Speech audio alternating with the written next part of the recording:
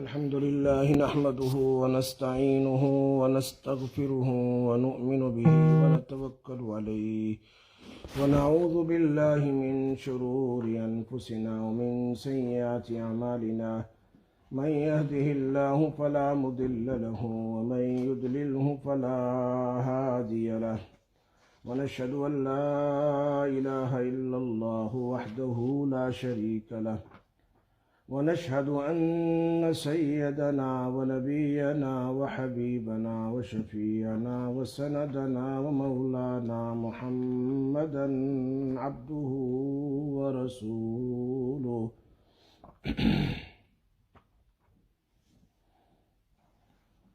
أما بعد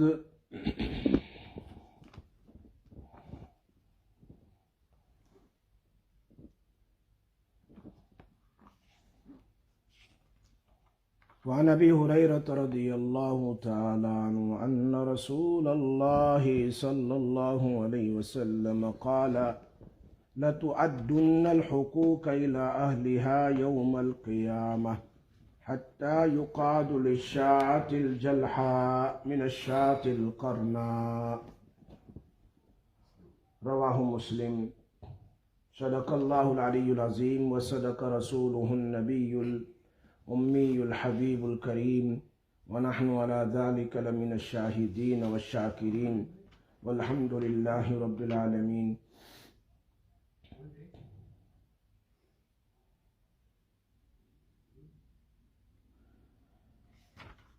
امام نووی رحمۃ اللہ علیہ خیر کے بہت سارے کام میں اس روایت کو لائے ہیں.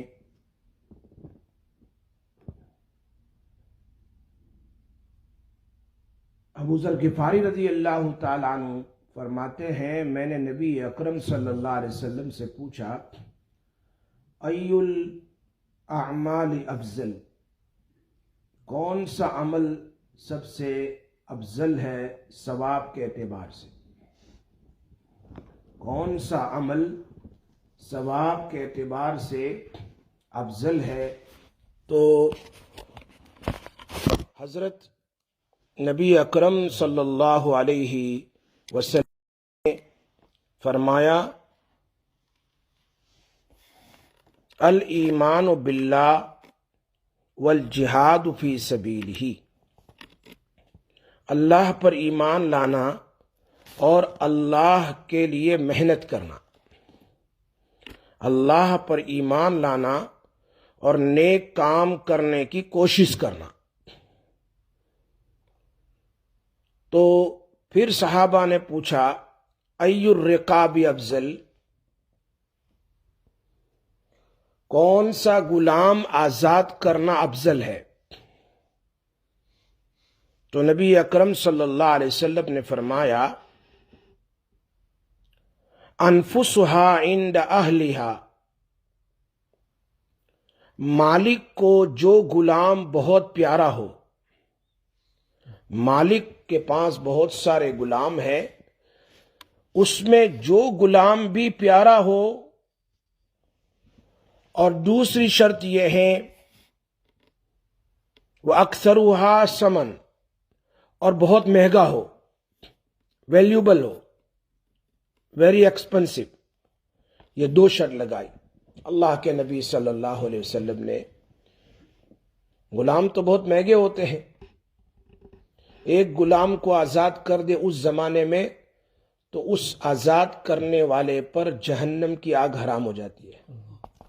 ایک غلام آزاد کر، نبی صلی اللہ علیہ وسلم فرمایا ایک غلام کے آزادگی کر، just free a one slave, the fire of Jahannam become haram upon the person who freed a slave. عبداللہ ابن عمر رضی اللہ تعالیٰ عنہ کے پاس بہت سارے غلام تھے. It was a very famous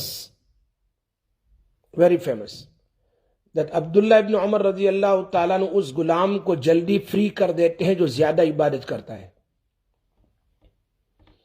The slave who worship so much, read namaz and ibadat and tahajjud and all, so he used to free the slave.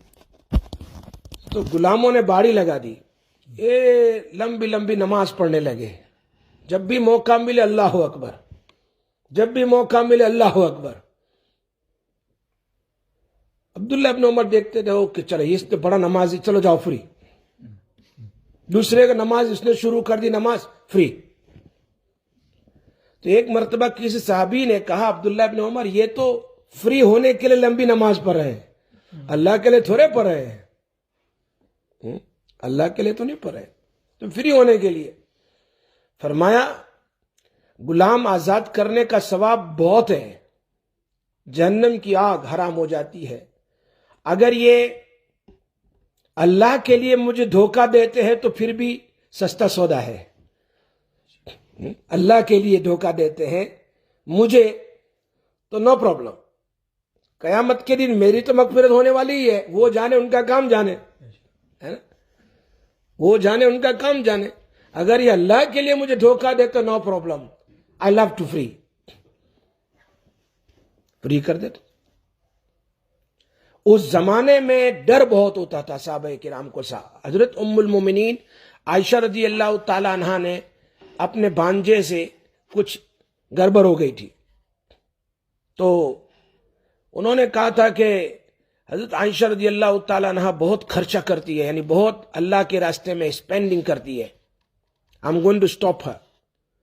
When ام المومنین حضرت عائشہ رضی اللہ تعالی عنہا when she came to know، ان کو پتا چلا کہ یہ مجھے ایسا کہہ رہے ہیں، اللہ کی قسم میں ان سے بات نہیں کروں گی۔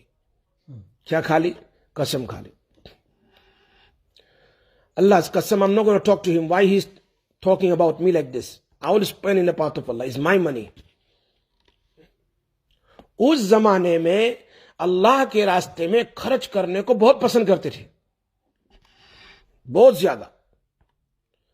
اسی لیے نبی اکرم صلی اللہ علیہ وسلم کا انتقال ہو رہا تھا، when he was passing away، تو ام المومنین عائشہ رضی اللہ تعالیٰ عنہ asked him کہ آپ کے بعد آپ کی 9 بیویوں میں سے سب سے پہلے کس کا انتقال ہوگا؟ آپ کا انتقال ہو رہا ہے تو آپ کے بعد سب سے پہلی کون سی وائف ہوگی جس کا پہلا انتقال ہوگا؟ She will die first. Which one? تو فرمایا ام سلمہ، نام نہیں بتایا، صرف اشارہ کر دیا کہ جس کا ہاتھ لمبا ہوگا، whose hand is long, she will die first. So actually ام المومنین آپس میں رسی یا کسی میجرمنٹ کے ذریعے سے اپنے ہاتھ کو وہ میجر کرنے لگی، کس کا ہاتھ لمبا ہے، کس کا ہاتھ لمبا ہے، whose hand is more longer. تو ام سلمہ رضی اللہ تعالی عنہا کا ہاتھ لمبا تھا، تو it becomes so famous that she going to die first, she going to pass away first. لیکن ہوا یہ کہ سب سے پہلی موت آئی زینب رضی اللہ تعالی عنہا کی، حضرت زینب، she passed away، زینب بنت جحش۔ So they got shock، اور پروفیسر صلی اللہ علیہ وسلم نے کہا جس کا ہاتھ لمبا ہوگا اس کی موت پہلے آئے گی، تو ام سلمہ کی تو موت نہیں آئی، یہ تو زینب کا ہاتھ تو لمبا نہیں ہے، her hand is not longer than ام سلمہ، she was taller۔ تو اس وقت پتا چلا، ام المومنین حضرت عائشہ فرماتی ہے کہ ہاتھ لمبا ہونے سے مطلب جس کا ہاتھ اللہ کے راستے میں خرچ کرنے میں لمبا ہو، meaning the person who spend whoever from my wives who spend so much money in the path of Allah, that is the meaning of longer hand, not the real hand. Real ہاتھ لمبا ہونے کا یہ مطلب نہیں ہے، کیونکہ زینب رضی اللہ تعالیٰ عنہا وہ کپڑے سیتی تھی، اور بہت زیادہ کام کاج کرنے کے بعد جو بھی پیسہ آتا تھا اللہ کے راستے میں، whatever she used to earn, اللہ کے راستے میں، whatever she used to earn, اللہ کے راستے میں، جو بھی کچھ کماتی she was spending in the path of اللہ تعالیٰ، جو بھی کچھ کماتی تھی اللہ کے راستے میں۔ تو اس زمانے میں حضرت عائشہ رضی اللہ تعالیٰ نے قسم کھا لی کہ میں ان سے بات نہیں کروں گا۔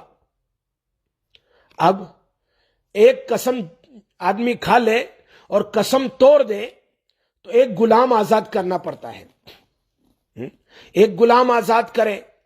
قرآن کریم میں 7 پارے میں اللہ پاک نے پہلے دوسرے رکوع میں اللہ نے بیان کیا، ایک غلام کو آزاد کرو، یا تو 10 یا تو 3 روزے رکھو، یا تو 10 مسکین کو کھانا کھلاؤ، ورنہ کبیرہ گناہ ہے۔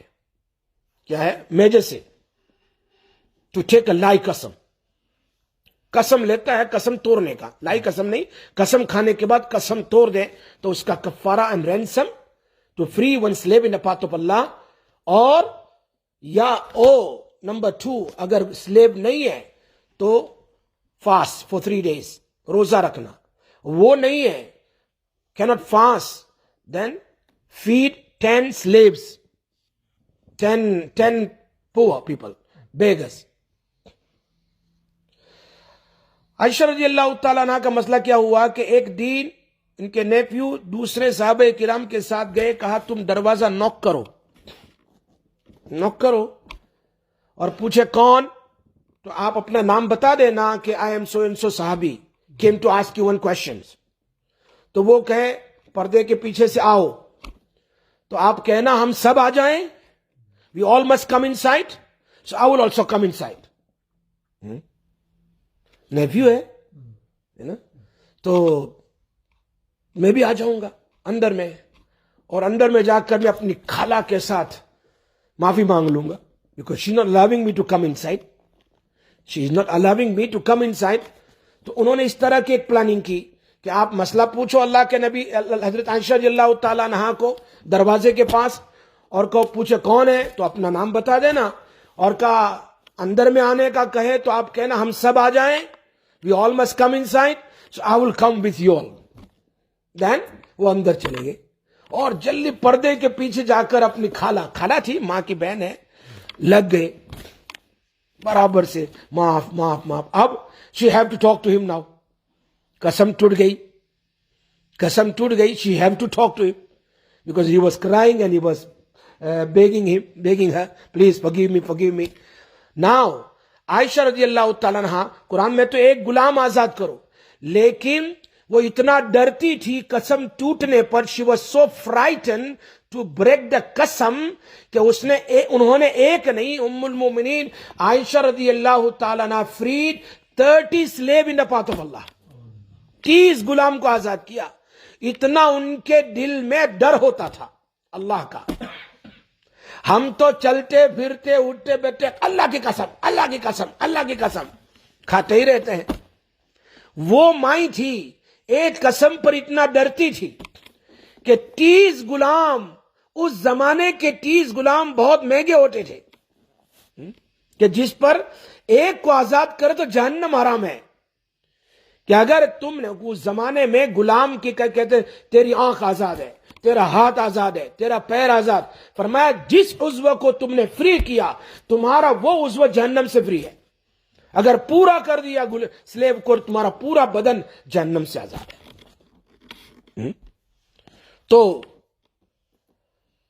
فرمایا کون سا غلام یہ آزاد کرنا افضل ہے، ای الرقاب افضل؟ تو نبی اکرم صلی اللہ علیہ وسلم نے فرمایا انفسها عند اہلها، انفسها عند اہلها، very beloved to you، یعنی very close to you۔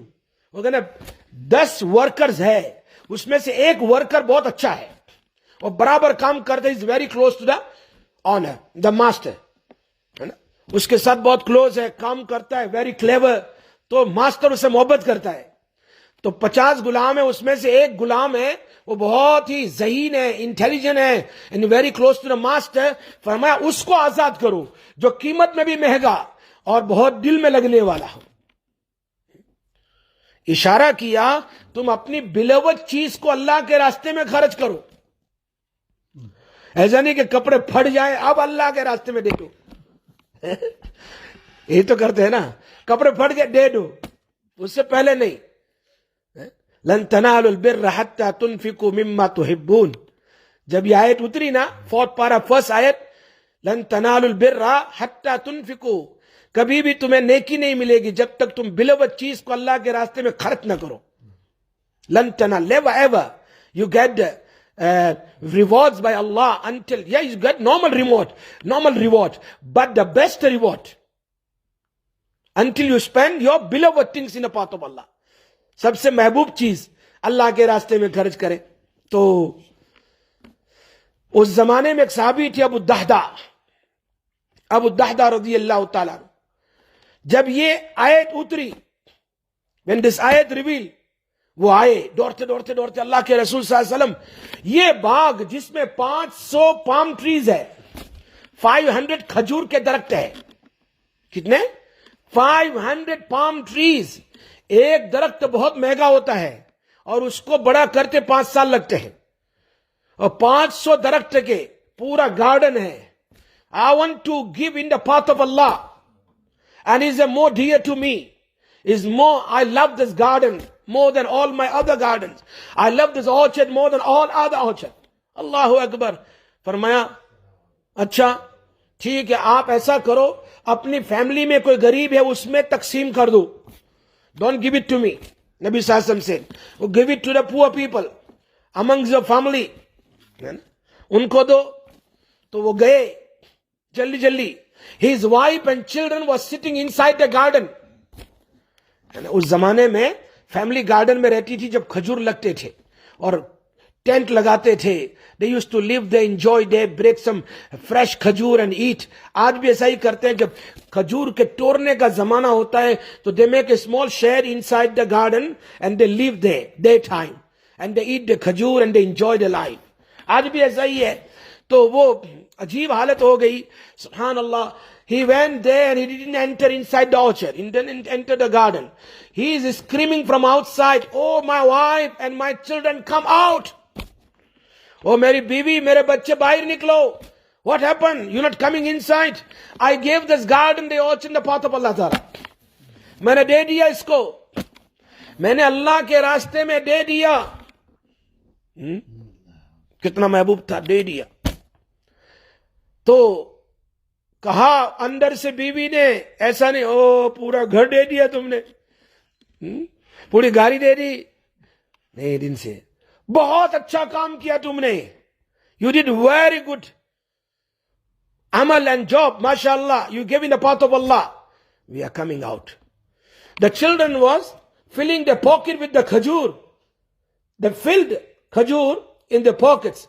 तो उन्होंने अपने वो जेब से, पॉकेट से खजूर भी नीचे डाल दी. ये भी अल्लाह की है. We can't take outside now. बच्चों ने भी, क्योंकि मेरे वालिद ने ये बाग अल्लाह के रास्ते में दे दिया. तो उस जमाने में बिलवत चीज होती थी, वो अल्लाह के रास्ते में खर्च करने को ज्यादा महबूब समझते थे. समझ में बात आ रही है? इसका यह मतलब नहीं है कि फिर अपने पास पुरानी चीज है तो वो देने से कोई सवाब नहीं मिलेगा. सवाब जरूर मिलेगा, लेकिन अल्लाह को महबूब चीज बहुत पसंद होती है. इसलिए यहां कह रहे, साहबी ने पूछा अय्युल रिकाब अफजल. पहले सवाल क्या था? अय्युल अमाल अफजल, कौन सा अमल, एक्शंस बिलवत टू अल्लाह ताला. तो अल्लाह के नबी ने फरमाया ईमान and स्ट्राव in the path of अल्लाह. अब तो वो अल्लाह के रास्ते में स्ट्राइव का जमाना नहीं है. यहां मुराद है नेकी के रास्ते में मेहनत करो. इसीलिए नबी अकरम सल्लल्लाहु अलैहि वसल्लम जब अल्लाह के रास्ते में लड़कर आते थे, and he used to enter in Medina Munawwara, जब वो एंटर होते थे तो कहते थे छोटे स्ट्राइव, छोटे लड़ाई से हम आए हैं, अब मदीना मुनव्वरा में एंटर होकर बड़ी लड़ाई लड़नी है अपने नफ्स के साथ और शैतान के साथ. ये बड़ी लड़ाई है, बिकॉज वो तो टेम्पररी एनिमी है. You know, in the path of Allah temporary enemy थे. ये शैतान और नफ्स तो परमानेंट एनिमी है हमारा. ये तो परमानेंट एनिमी है. And they live with us always, day time, night time, in the house, outside. ये तो परमानेंट है. तो अल्लाह के नबी साहब फरमाते हैं जिहाद, छोटे जिहाद से आकर हम बड़ा जिहाद अपने नफ्स से करेंगे. ये असल है. और नबी सल्लल्लाहु अलैहि वसल्लम फरमाया अल मुहाजिरु मन हजर मा नहल्लाहु अन. مہاجر آج کے زمانے، مہاجر کس کو کہتا ہے؟ جو ہجرت کرے. آج کے زمانے میں مہاجر وہ ہے کہ جو اپنے نفس کو یعنی اپنے آپ کو گناہ سے بچائیں، وہ سب سے بڑا مہاجر ہے. نیکی کرنا بہت آسان ہے، نماز پڑھنا بہت آسان ہے، روزے رکھ لینا بہت آسان ہے، لیکن گناہوں سے بچانا، چلتے ہوئے، بیٹھے بیٹھے، فون میں، اسی طرح کسی کے سامنے یا کسی کے پیٹھ پیچھے، یہ بچانا بہت مشکل ہے، ویری ڈیفیکلٹ. اس لیے شیطان چاہتا ہی ہے کہ انسان کو جو بھی نیکیاں کی ہے گناہ کے ذریعے سے اس کو ختم کر دے. گناہ کے ذریعے سے جتنی بھی نیکیاں کی ہے، یہ بالکل مثال اس کی ایسی ہے، یہ مسجد ہے، یہ مدرسہ ہے، اور 40 ڈگریز ہے، گرمی ہے، ہم نے ایئر کنڈیشن کو آن کر دیا، ونڈوز بند ہے، ڈورز کلوز ہے، سب کچھ بند ہے.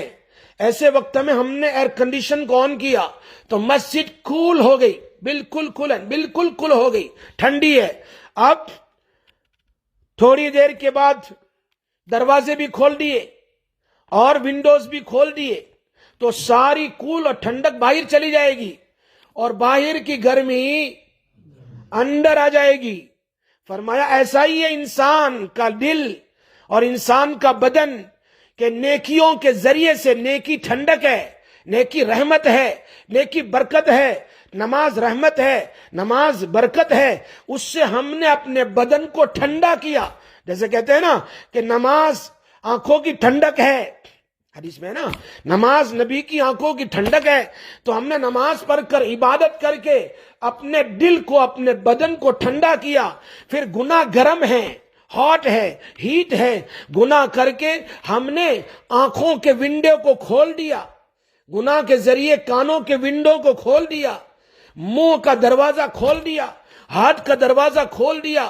کبھی آنکھ کے ونڈو سے گناہ، کبھی منہ کے دروازے سے گناہ، کبھی کان سے گناہ. ان تمام سے گناہ کرتے کرتے ساری ہیٹ اور گناہ اندر آئے اور اندر نماز کی ٹھنڈک، عبادت کی ٹھنڈک باہر چلی گئی. کوئی فائدہ نہیں ہوا، جتنی عبادت ہوئی سب ختم ہو گئی. اسی لیے نبی اکرم صلی اللہ علیہ وسلم فرمایا قیامت کے صحابہ سے پوچھا مسکین کون ہے؟ مسکین کون ہے؟ مسکین کے معنی مانگنے والا، وہ آدمی.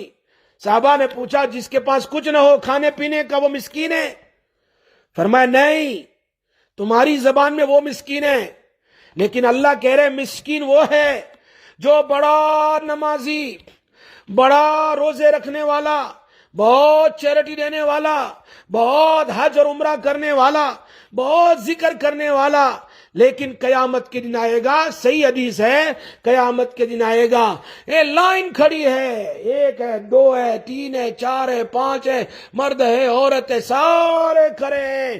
ایک کہیں گے اس نے مجھے ستایا تھا، دوسرا کہے گا اس نے مجھے گالی دی، تیسرا کہے گا اس نے میری غیبت کی، چوتھا کہے گا، اللہ پاک کہیں گے چلو اس کی نماز تو لے لے، اس کا روزہ تو لے لے، اس کی زکوٰۃ تو لے لے، اس کا حج تو لے لے، اس کا عمرہ تو لے لے، اس کی قرآن تلاوت تو لے لے. ابھی بھی لائن کھڑی ہے، اور بھی باقی، اللہ ہمارا حق تو باقی ہے. فرمایا اس کے پاس تو ساری نیکی ختم، پہاڑ کے برابر نیکی لے کر آئے گا، وہ پہاڑ کے برابر، وہ ساری ختم ہو جائے گی.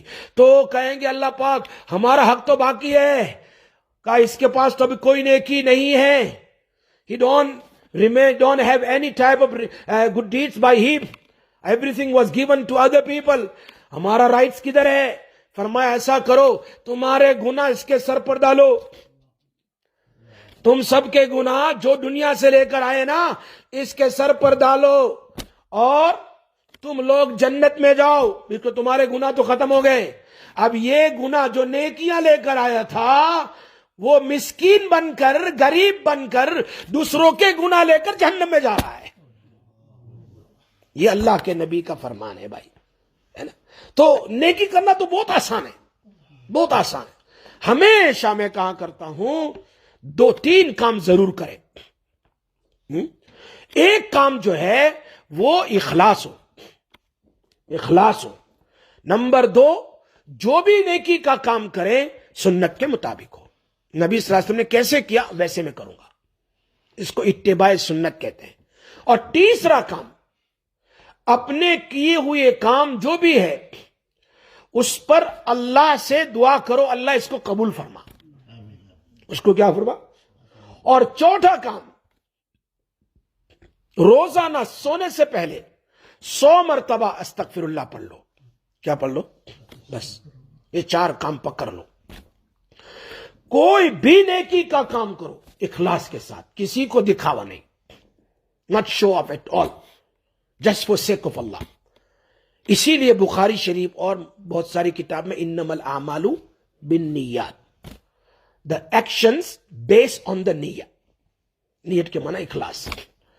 پہلے چاہے وہ راستے میں گرا ہوا پتھر بھی اٹھا کر اب باہر ڈالو، ایک اللہ کے لیے، نہ کہ کسی کو دکھلانے کے لیے.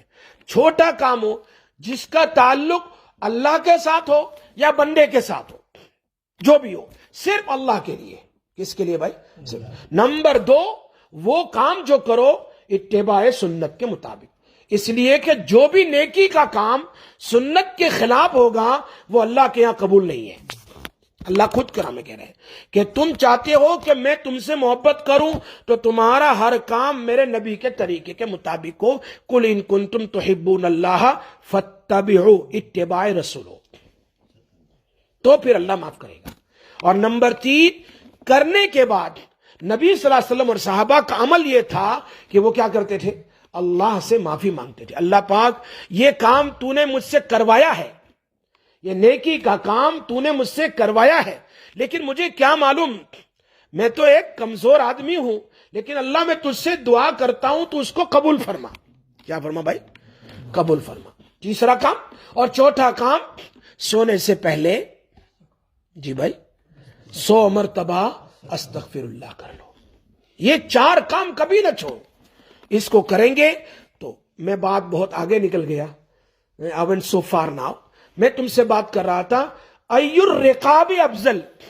تو پہلا سوال تھا ای الاعمال افضل، کون سا عمل افضل ہے؟ فرمایا الایمان باللہ والجہاد فی سبیل اللہ. اور یہاں آج کل تو کون سا جہاد ہے؟ اپنے شیطان کے ساتھ جہاد کرنا ہے، اپنے نفس کے ساتھ جہاد کرنا ہے. رات دن وہ ہمارا دشمن ہے، ہمارے ساتھ پرمیننٹلی ہے. پھر آگے سوال کیا کہ ای الرقاب افضل، کون سا غلام آزاد کرنا افضل ہے؟ کون سا غلام؟ تو فرمایا انفسها عند اہلها، انفسها عند اہلها واکثرها ثمنا. جو تمہارا بلود ہو، جو تمہارا بہت قریب غلام ہو اور بہت اچھا انٹیلیجنٹ ہو، کام میں بہت تجربہ کار کام کرنے والا ہو اور مہنگا بھی ہو. 2 چیز اللہ کے نبی صلی اللہ علیہ وسلم. تو صحابی کہہ رہے فَإِن لَمْ أَفْعَلْ، فَإِن لَمْ أَفْعَلْ، اگر میں یہ نہ کر سکوں، اگر میں یہ یعنی میرے پاس غلام نہیں ہے اور میں غلام کو آزاد نہ کر سکوں، I don't have slave، تو میں کیا کروں؟ تو نبی صلی اللہ علیہ وسلم نے فرمایا کہ قالت تعین الصانع، فَإِن لَمْ أَفْعَلْ، اگر تو نہیں کر سکتا ہے تو تعین صانع او تصنع لأخرق. 2 بات بتلائی.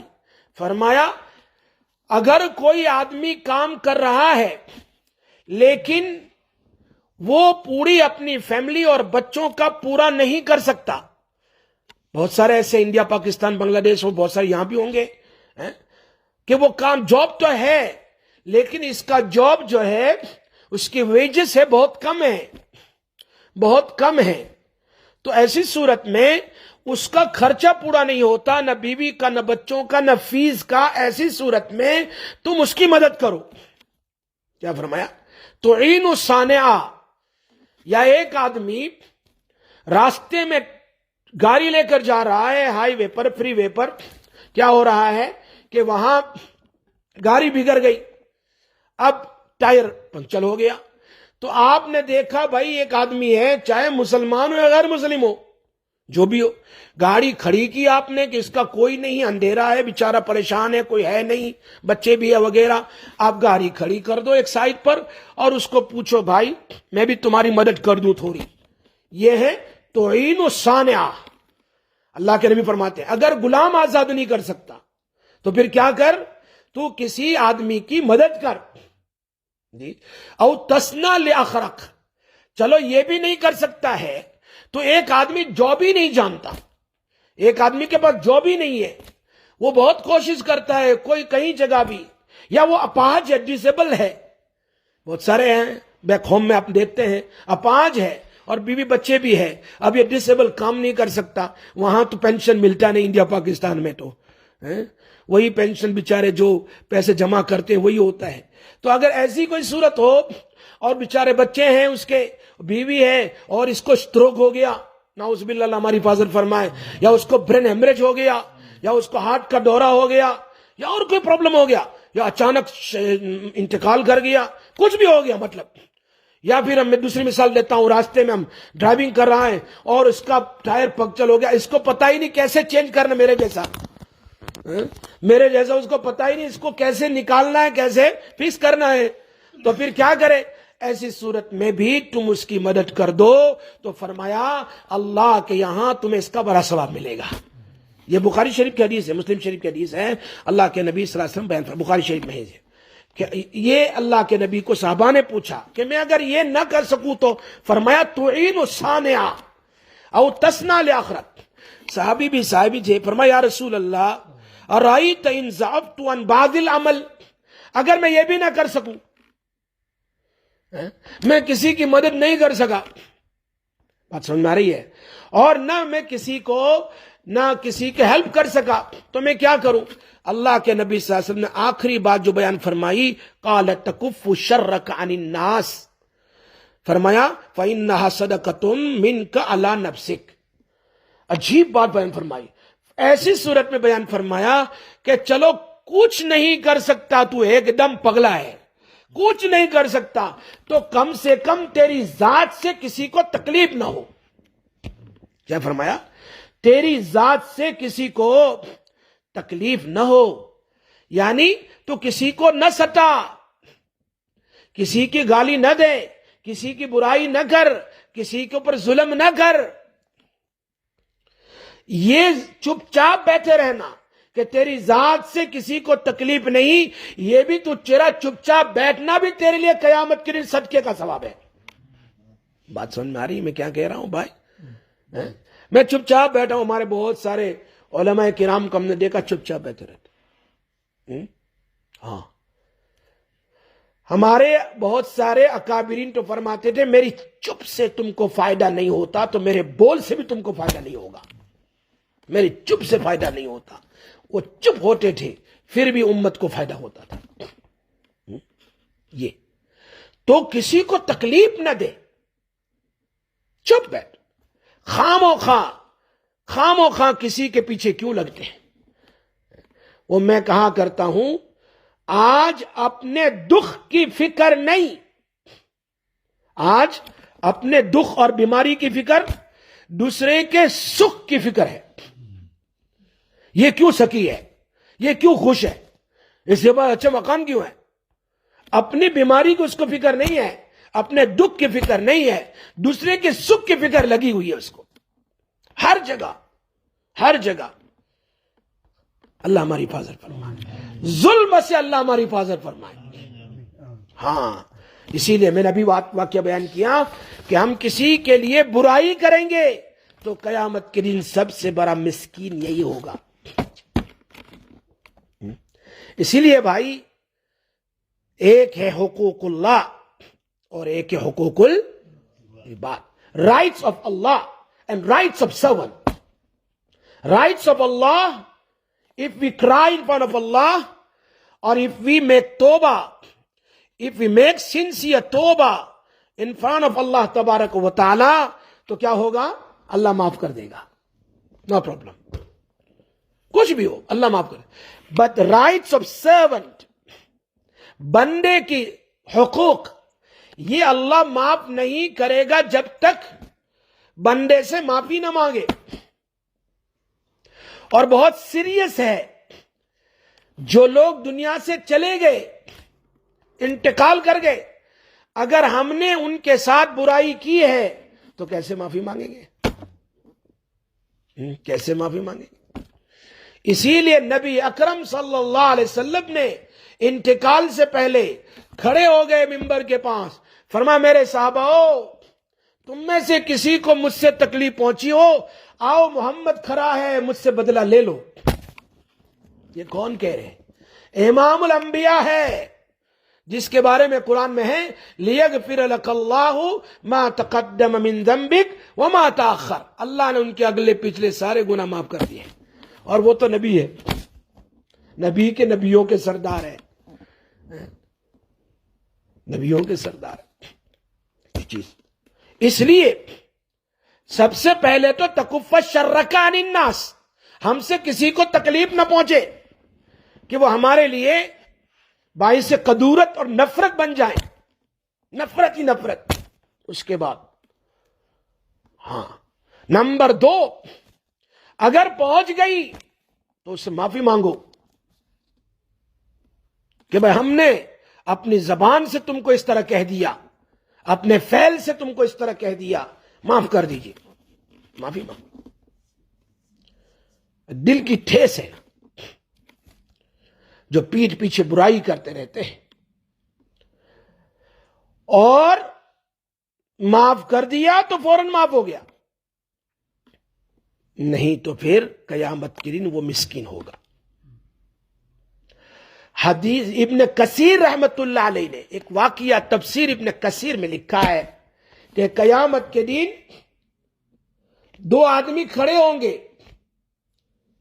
ایک ظالم اور ایک مظلوم، ایک ظالم ایک مظلوم۔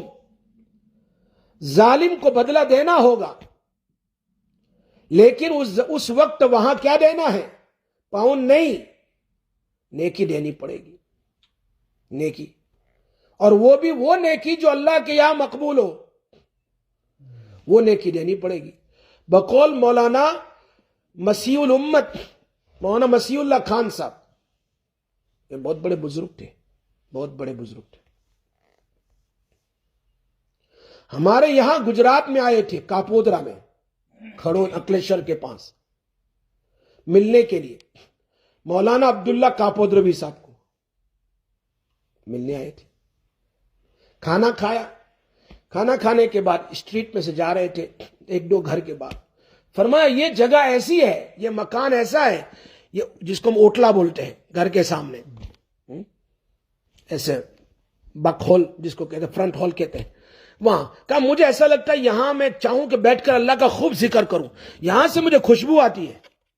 کیا فرمایا؟ یہاں سے مجھے خوشبو آ رہی ہے۔ تو مولانا عبداللہ صاحب فرماتے ہیں میں شک ہو گیا، ایک دم چونک گیا، فرمایا حضرت یہ مکان ہے، یہ میرے پھپھا کا مکان ہے، یعنی میری پھپھی کے شوہر، وہ بیٹھ تھے حضرت مولانا اشرف علی صاحب تھانوی رحمۃ اللہ علیہ سے، وہ بیٹھ تھے کن سے؟ مولانا اشرف علی صاحب تھانوی، اور میرا پھپھا اور مولانا عبداللہ صاحب کے فادر، یہ سب مولانا تھانوی رحمۃ اللہ علیہ سے بیٹھے، اور کاپودرا میں 4-5-6 آدمی تھے، یہ بیٹھے مولانا تھانوی رحمۃ اللہ علیہ سے۔ تو وہ یہاں اوٹلے پر چبوترے پر بیٹھ کر گھر کے سامنے مولانا تھانوی رحمۃ اللہ علیہ کے مواعظ یعنی بیان کی کتاب کی وہ تعلیم کرتے تھے، اور یہاں بیٹھ کر ذکر کرتے تھے، اور میرا پھپھا مثنوی شریف سمجھاتے تھے ان کو۔ فرمایا اس کتاب کا، مولانا تھانوی رحمۃ اللہ علیہ کی اور مثنوی کا اور ان تمہارے پھپھا وغیرہ کے بیٹھ کر ذکر کرنے کی خوشبو مجھے یہاں سے آ رہی ہے، خوشبو یہاں سے آ رہی ہے۔ یہ مولانا مسیح اللہ صاحب فرما رہے ہیں، حالانکہ ان کو کسی نے بتایا بھی نہیں تھا، تو اللہ والوں کو خوشبو آتی ہے۔ حضرت مولانا حامد حسن صاحب، مولانا سالم صاحب قاسمی کے نانا خسر، مولانا سالم صاحب قاری طیب صاحب کے بیٹے ہیں، جو دارالعلوم دیوبند وقف کے محتمیم تھے، پہلے انتقال کر گئے۔ وہ فرماتے ہیں میرے نانا خسر حامد حسن جو ہے، وہ ایک مرتبہ عصر کے بعد ٹہلنے کے لیے، گھومنے کے لیے چل رہے تھے، تو ان کے ساتھ حضرت شاہ رفیع الدین صاحب دہلوی رحمت اللہ علیہ، عالم نہیں تھے لیکن حافظ تھے اور بہت نیک اللہ کے ولی تھے۔ فرمایا چلتے چلتے کہا اس جگہ سے مجھے نبوت کی خوشبو آ رہی ہے، مجھے خوشبو آ رہی ہے. اور یہی وہ جگہ ہے انشاءاللہ مولانا قاسم نانوتوی کی یہاں قبر بنے گی. کیا کہا؟ مولانا قاسم نانوتوی کی یہاں قبر بنے گی. یہ تو انہوں نے کہہ دیا. پھر 2 سال کی، یہ مولانا سالم صاحب کہہ رہے ہیں حامد حسن صاحب کی آنکھوں دیکھا واقعہ ہے کہ اس طرح کہا انہوں نے. اور 2 سال کے بعد حضرت نانوتوی رحمت اللہ علیہ کا انتقال ہوا. 2 سال کے بعد تو وہی جگہ جو شاہ رفیع الدین صاحب نے بیان کی تھی وہیں دفن کیا ان کو. جب قبر کھودی گئی تو وہاں کی مٹی میں اتنی خوشبو تھی کہ ہر آدمی اپنے ہاتھ میں مٹی لے کر گھر آیا حضرت کو دفن کرنے کے بعد. خوشبو آئی ان کو دفن سے پہلے، اور پھر کہا یہاں قاسم نانوتوی دفن ہوں گے. وہ مٹی لے کر آئے. کہا میری نانی خسر جو ہے اس نے پوچھا مجھ سے کہ تم بھی مٹی لائے ہو؟ ہاں مٹی لایا. تو کہا لاؤ مٹی لاؤ، اور مٹی کو لے لیا اور چھپا دیا. اتنی خوشبو آ رہی تھی. فرمایا جب میری موت ہو تو میری قبر میں یہ مٹی ڈال دینا، اس کی برکت سے میری بھی مغفرت ہو جائے.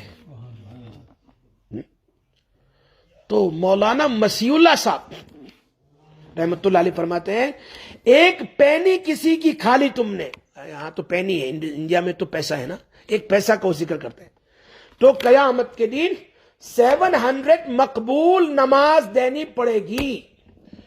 کتنی بھائی؟ If you have stolen someone's one India's paisa, you have to pay approximately 700 accepted salah. We don't even know which namaz is accepted by Allah. We don't even know. So if یہاں کہہ رہے ہیں کہ حقوق اللہ is very easy, but حقوق العباد is very serious. Very very serious. اس لیے توبہ کرنی چاہیے.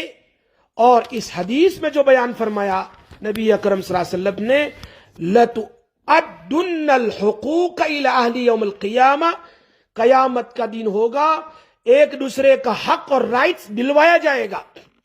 On the day of قیامت you have to pay the rights of other.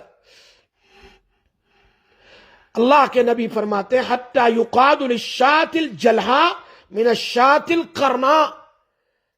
Even though the ship who got the horn and that ship hit another ship who got no horn, on the day of Qiyamah, Nabi Sallallahu Alaihi Wasallam says, Hadith of Muslim Sharif, Allah will bring the both sheep, both goat on the day of Qiyamah, both cow, or both buffaloes, or both animals, and Allah will give the other animal the horn, and Allah will tell the animal, you take your revenge and badla from that animal. جانوروں سے بدلا ہوگا.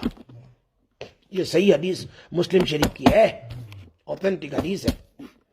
حتی یقاد للشاة الجلحاء من الشاة القرناء. تو انسان تو مکلف ہے.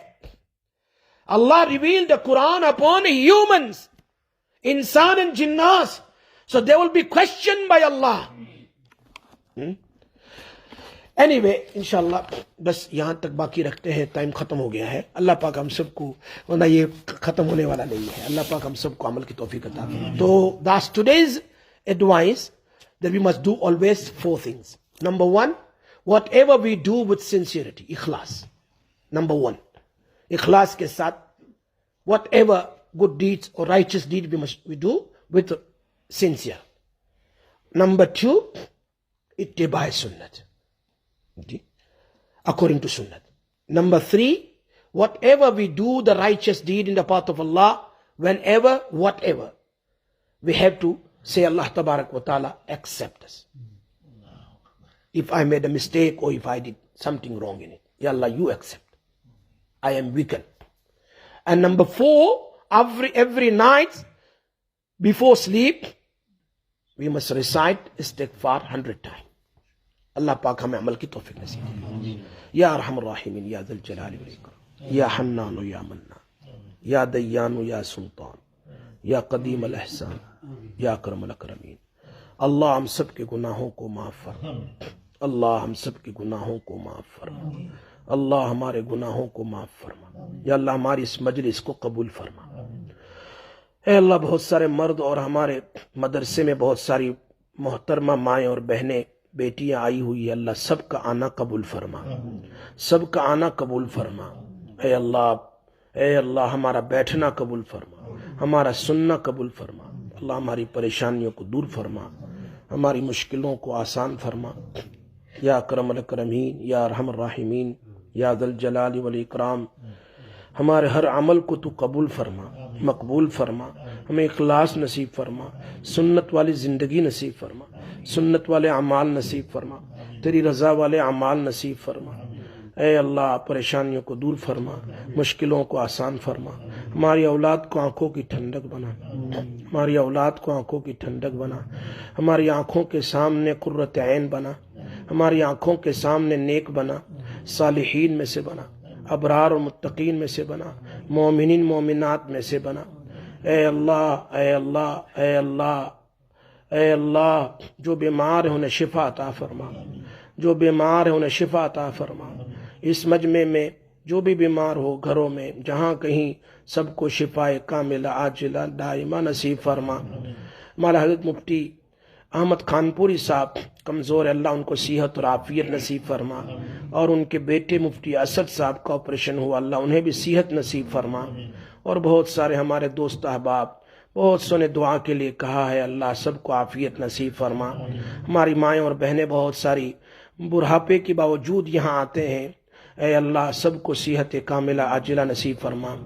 اقبال بھائی خلیفہ ان کے والد بیمار، انڈیا میں انہیں شفا نصیب فرما، اور بہت سارے لوگ ہیں، اللہ سب کو عافیت نصیب فرما۔ اے اللہ جن کے گھروں میں جن کی بیویاں، جن کے بیٹے، جن کے ماں باپ بیمار ہیں، سب کو شفا عطا فرما۔ یا اللہ یا رحمان و یا رحیم، ایمان پر قائم دائم فرما، ایمان والے اعمال کی توفیق نصیب فرما، اور ایمان پر موت نصیب فرما، ایمان پر موت نصیب فرمانا، ایمان پر موت نصیب فرمانا۔ یا اللہ یا رحمان، اس مکسلر کے ذریعے سے نیشنل اور انٹرنیشنل ساؤتھ افریقہ، کینیڈا اور امریکہ اور دنیا کے کونے کونے میں اور پورے UK میں لوگ سن رہے ہیں، سارے سننے والوں کی مغفرت فرما، سب کی آل و اولاد کی مغفرت فرما، سب کے ماں باپ کی مغفرت فرما، سب کے بھائی بہنوں کی مغفرت فرما۔ یا اللہ اپنے فضل و کرم سے، رحم و کرم سے، اے الہ العالمین ہماری دعاؤں کو تو اپنے فضل و کرم سے نبی صلی اللہ علیہ وسلم کے صدقے اور ان مخلصین کی آمین کے ساتھ قبول فرما۔ وصلی اللہ تعالی علی سیدنا محمد وآلہ وصحبہ اجمعین برحمتک یا ارحم۔